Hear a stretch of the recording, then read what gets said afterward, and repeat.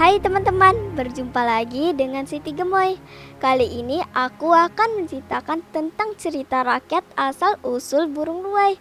Oh ya teman-teman, burung ruai atau kuak besar adalah salah satu jenis burung yang terdapat banyak di daerah Kalimantan loh teman-teman.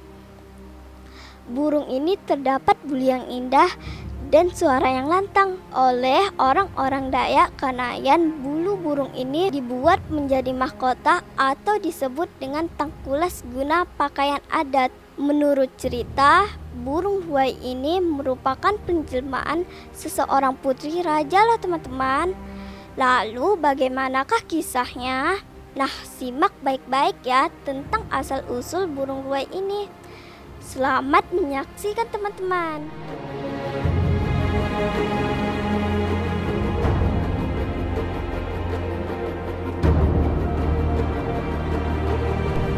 Al-Kisah. Di pedalaman benua Bantahan sebelah timur kota Sekura, ibu kota Kecamatan Teluk Keramat, Kabupaten Sambas, terdapat sebuah kerajaan milik orang-orang suku Dayak. Kerajaan itu berada di dekat Gunung Bawang dan Gunung Ruai. Raja pemimpin kerajaan itu memiliki 7 orang putri. Namun sayang, ibu dari anak-anaknya itu meninggal dunia saat si bungsu masih kecil. Di antara ketujuh putri raja itu, anak yang paling bungsu adalah yang tercantik. Selain rupawan, si bungsu juga memiliki budi pekerti yang luhur, rajin, dan suka menolong, dan taat kepada orang tuanya. Lain halnya dengan keenam kakaknya. Perilaku mereka amat buruk. Mereka memiliki sifat angkuh, pemalas, dan bahkan suka membantah kepada orang tuanya.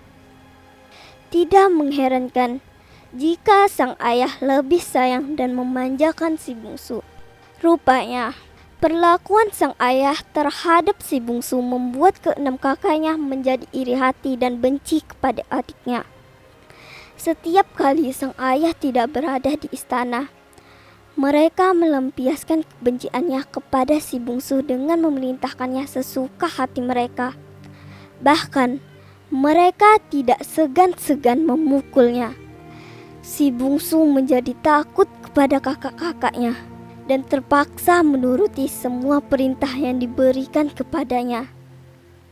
Pada suatu hari, saat sang ayah sedang berkunjung ke negeri tetangga karena urusan kerajaan, keenam putri raja itu memukul si bungsu hingga seluruh tubuhnya lembab.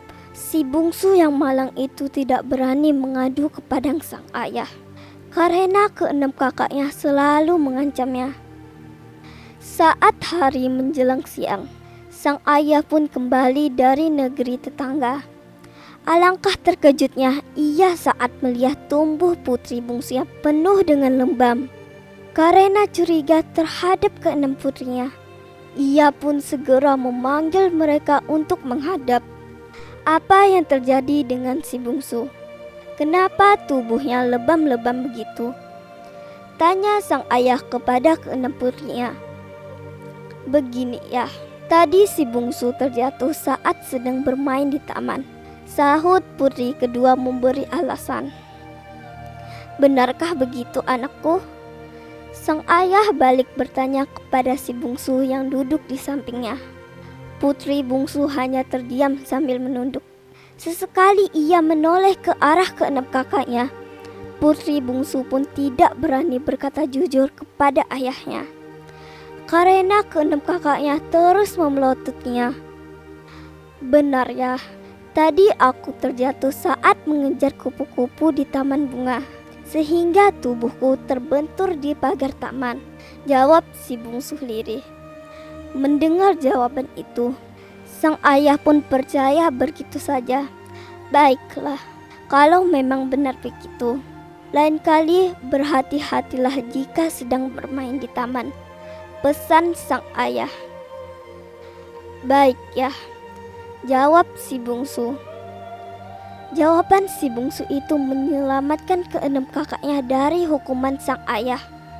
Namun, pada hari-hari berikutnya, Mereka masih saja memperlakukan si bungsu dengan semena-menanya. Suatu malam, si bungsu duduk di dekat jendela kamarnya sambil memandangi bintang-bintang di langit. Si bungsu sulit memejamkan matanya karena teringat kepada ibundanya. Dalam kondisi yang dialaminya saat ini, si bungsu amat membutuhkan perlindungan dari sosok seorang ibu. Seandainya ibunda masih ada, mungkin nasibku tidak akan seperti ini. Ibunda pasti akan selalu melindungiku, ratap si bungsu. Malam semakin larut, si bungsu sudah mulai mengantuk dan akhirnya tertidur. Saat pagi menjelang, si bungsu sudah membangun terlebih dahulu, sementara keenam kakaknya masih saja bermalas-malasan di kamar masing-masing. Tok tok tok. Tiba-tiba terdengar suara ketukan pintu. Permisi Tuan Putri. Mendengar suara ketukan pintu, disusul panggilan seorang dayang istana.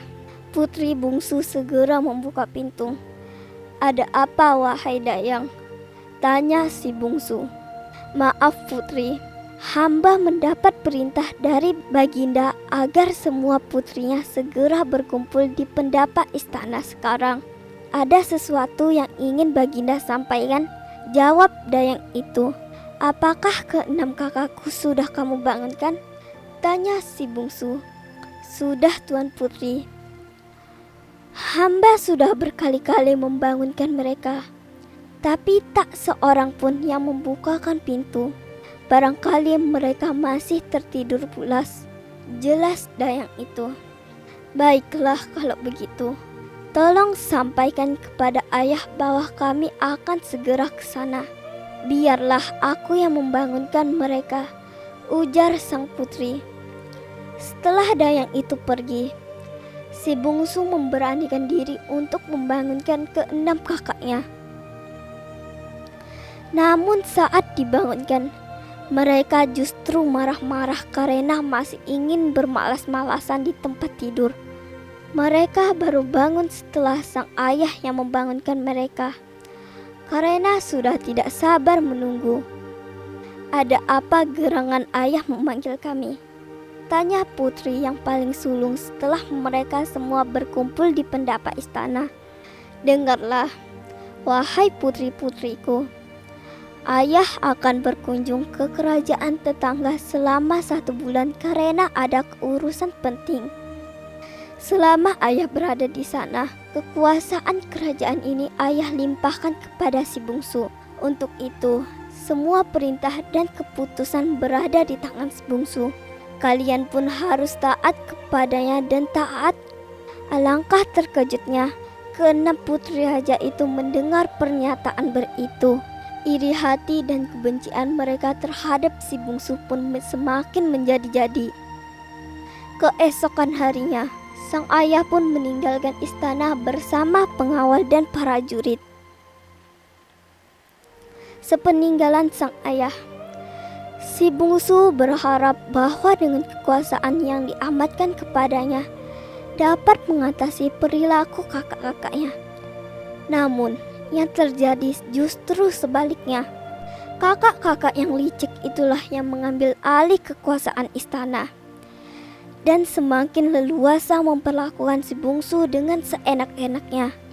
Keenam putri raja itu berniat mencelakai si bungsu dengan mengajaknya mencari ikan di gua batu. Di dalam gua itu terdapat aliran-aliran sungai kecil yang banyak ikannya. Tanpa sepengetahuan mereka, ternyata di dalam gua itu juga tinggal seorang kakek yang sakti. Saat mereka tiba di gua itu, si bungsu pun disuruh masuk terlebih dahulu menyusuri lorong-lorong gua. Ketika ia telah jauh masuk ke dalam gua, justru kakak-kakaknya pergi meninggalkannya. Maka, tinggallah si bungsu seorang diri di dalam gua. Suasana gua yang gelap gulita membuat si bungsu tersesat. Ia pun hanya bisa menangis siang dan malam. Setelah 7 hari berada di dalam gua itu, Tiba-tiba si bungsu mendengar suara gemuruh yang menggelegar seolah-olah hendak meruntuhkan dinding-dinding gua. Ia pun menjerit-jerit ketakutan. Tiba-tiba seorang kakek tua muncul di hadapannya. "Sedang apa kamu di sini, cucuku?" tanya kakek itu. Si bungsu itu pun menceritakan semua peristiwa yang dialaminya hingga berada di dalam gua itu. Mendengar cerita itu, kakek itu pun merasa iba kepadanya. Dengan kesaktiannya, kakek itu mengubah setiap tetesan air mata si bungsu menjadi telur yang putih yang besar dan berjumlah banyak. Selang beberapa saat kemudian, kedua tangan si bungsu perlahan-lahan ditumbuhi bulu-bulu dan kemudian berubah menjadi sayap burung. "Apa yang terjadi pada tangan kakek?" tanya si bungsu dengan heran. "Tenanglah cucuku, kakek akan menolongmu dari kesengsaraan ini. Kamu akan kuubah menjadi seekor burung. Setelah itu, eramilah telur-telur itu hingga menetes menjadi burung-burung yang akan menjadi temanmu," ujar kakek itu. Setelah kakek sakti itu berdoa, seluruh tubuh si bungsu perlahan-lahan ditubuhi bulu-bulu yang indah. Saat si bungsu menjelma menjadi burung, berkatalah kakek itu kepada si bungsu, "Kini kamu telah menjadi burung dan kamu kuberi nama burung ruai." "Kuek, kuek, kuek," jawab si bungsu dengan suara burung. Begitu si bungsu selesai menjawab, kakek itu pun menghilang. Burung ruai penjelmaan si bungsu itu pun segera menggerami telur-telur itu. Setelah dierami selama 25 hari, telur-telur itu akhirnya menetes. Setelah dewasa, burung-burung ruai itu meninggalkan gua dan bertengger di atas pohon di depan istana ayahnya. Dari atas pohon itulah si bungsu menyaksikan keenam kakaknya dihukum oleh ayahnya karena telah mencelakai dirinya. Demikian cerita asal mula burung ruai dari Kalimantan Barat, teman-teman. Pesan moral yang dapat dipetik dari cerita di atas adalah sifat iri hati dapat membuat seseorang melakukan tindakan semena-mena terhadap orang lain, walaupun terhadap saudara sendiri. Orang yang memiliki sifat dan perilaku yang jahat dan suka menganiaya orang lain pasti akan menerima balasannya. Sekian dulu ya ceritaku, teman-teman. Sampai jumpa kembali dengan Siti Gemoy pada cerita yang lain. Dadah!